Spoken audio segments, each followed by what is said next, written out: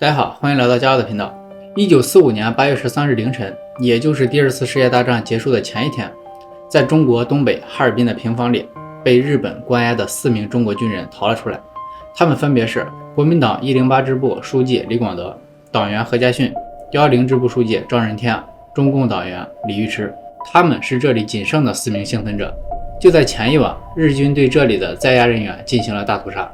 他们用机枪对准这里的人，射击2轮后迅速撤离。因为他们走的仓促，没有进入牢房检查，这才使得4个人幸存了下来。你可能觉得战后的这次大屠杀非常残忍，但是我想说的是，对于关押在这里的中国战俘，被机枪杀死是最痛快的一种死法，因为这里就是日军制造生化武器的秘密军事基地。他们在撤离前把在押人员全部杀死，彻底毁坏所有的实验设施，并且要求所有的731部队士兵不能对任何人谈起部队的事情。他们这么做的目的就是要毁掉他们在这里做的非人道实验的证据，企图将这里发生过的一切都掩埋在废墟里。如果说奥斯维辛集中营是欧洲的人间炼狱，那么这里就是亚洲的奥斯维辛，这里就是日本关东军731部队。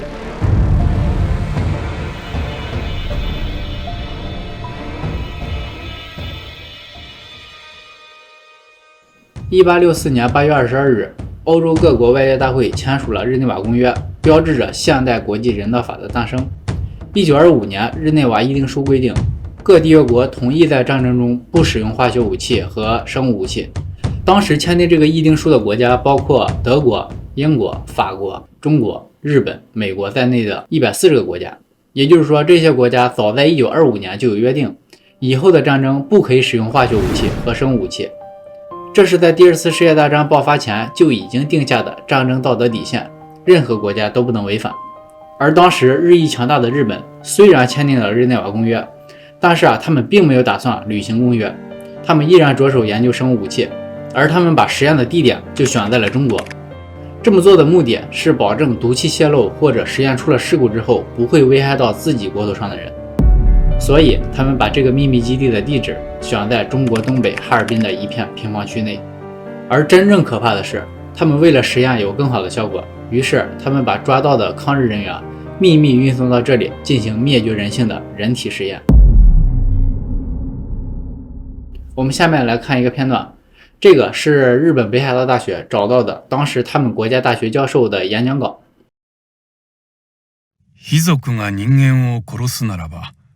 その報復ではないが、その貴族を材料にしてはどうかと思いついた。死んだ者は絶対にダメである。染色体の状態が著しく悪くなる。貴族一人を犠牲にしたことは決して無意義ではありません。これほど立派な材料は従来断じてないということだけはできます。他们在这里提到的土匪就是中国人。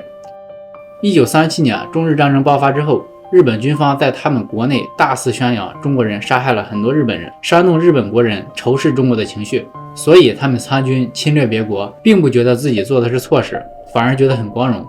这就是他们当时扭曲的人性。1931年，日本发动9·18事变，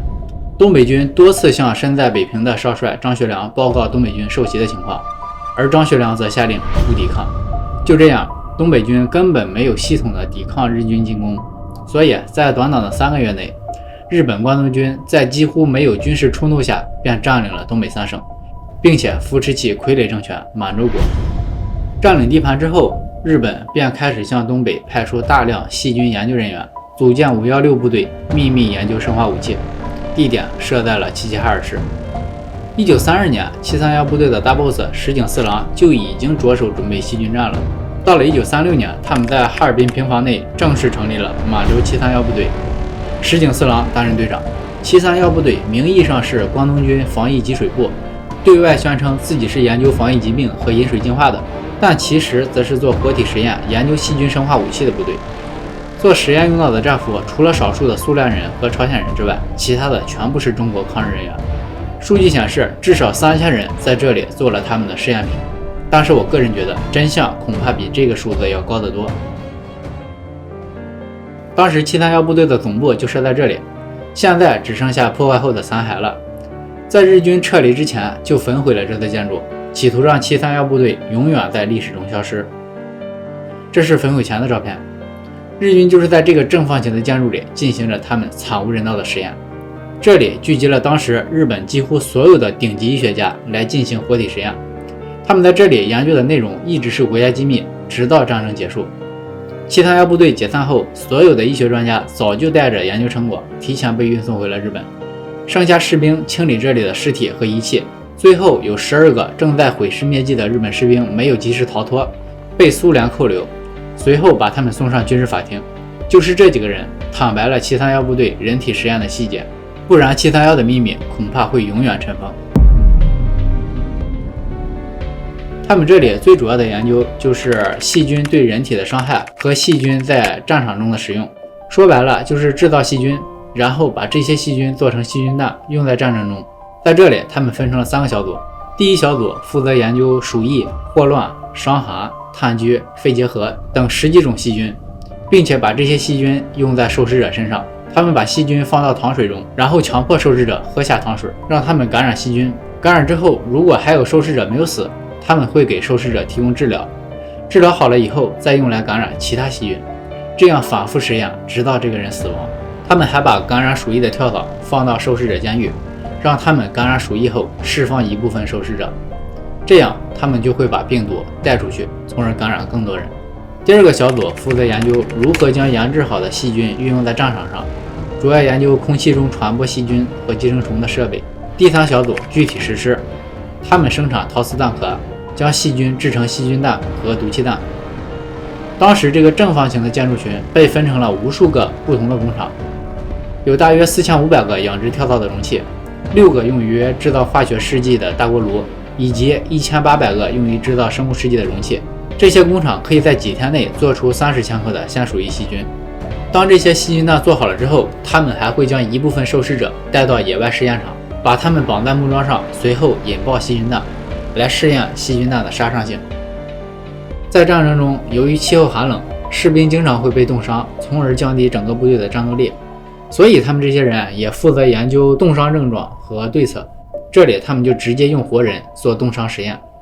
当时参与研究的吉村在做完实验后还发表了一篇论文，上面详细记载了冻伤实验的过程，强迫受害者双手裸露在零下35度的户外，并且往手上淋冰水，直到手呈现黑紫色，再将受试者送入实验室，将手放到温水中进行解冻，将手上的坏死组织撕下，这时候双手只剩下白骨。这一幕曾经被那12个士兵中的其中一位亲眼目睹，这是他在军事法庭上的描述。その人体実験を自分で見たのは1940年の確か12月頃だったと思います。その中国人の手を見ますと、3人は手の指がもう全部黒くなって落ちておりました。残りの2人は指が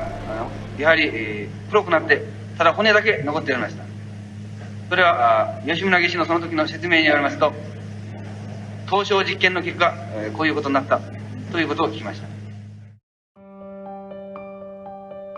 除了这些，还有低温实验、灭压实验、毒气实验、爆破实验等等。在这些实验做完了之后，受试者的结局只有一个，那就是活体解剖。不管是细菌实验还是低温实验，他们的目的都是观察受试者在实验结束后身体的反应。有的时候为了方便观察，甚至会直接将这个人肢解，只取自己需要研究的器官或者部位拿来做研究。而细菌注射以后，如果受试者没有任何发病现象，那这个人就会被整个活体解剖，来观察各个器官的活动情况。而且他们还将人畜杂交之后，将疑似怀孕的妇女进行解剖，来观察肚子里是否有胎儿。最可怕的是，解剖的全过程不会进行任何麻醉，因为他们认为拿麻醉后的人来做观察研究结果是不准确的。731部队研究所每年都会有600人以上的新试验囚犯会被送进来，这些被送进来的人到最后只剩下了4个幸存者，其他人全部被折磨致死。这些只不过是他们罪行的冰山一角。因为日内瓦议定书明确规定过禁止使用细菌武器和化学武器，所以在他们撤离前杀光了所有的战俘，焚毁建筑，将资料全部带回日本，向731部队的所有士兵发布命令，这里的事情不能向任何人提起。从这些行为我们就可以看出，他们对自己的所作所为没有一丝的悔意，并且在回国后也没有受到任何惩罚。美国要求731部队只要交出人体实验数据就可以免除战争责任，而在他们焚毁哈尔滨平房的过程中，携带细菌的老鼠和跳蚤四处逃窜，造成了哈尔滨鼠疫流行，这些危害直到1950年才被遏制。这些还只是731部队造成的直接伤亡，而从他们这里制作出来的生化武器在战争中造成的伤亡是不可估计的。731部队的研究成果最终在1941年被应用在战场上，而且还把带有细菌的食物分发给中国居民吃，造成大规模传染病。直到现在，当年731部队的研究人员仍然有人没有认识到他们的罪过，他们否认自己做过不人道的研究。在1997年，中国180名受害者家属对日本政府提出诉讼，要求日本政府全面披露731部队的真相，并且道歉赔偿。而东京地方法院却一直拖到了2002年8月才承认731部队的存在和进行生物战的行为，但是却没有做出任何道歉。这就是本期分享的关于日本731部队的全部内容。我们要牢记这段历史，牢记现在的和平是我们祖先用鲜血和生命换来的，而不是单纯的去记住仇恨，因为仇恨势必还会挑起战争。我们牢记历史的目的是要警惕我们以后不要做出同样的事情，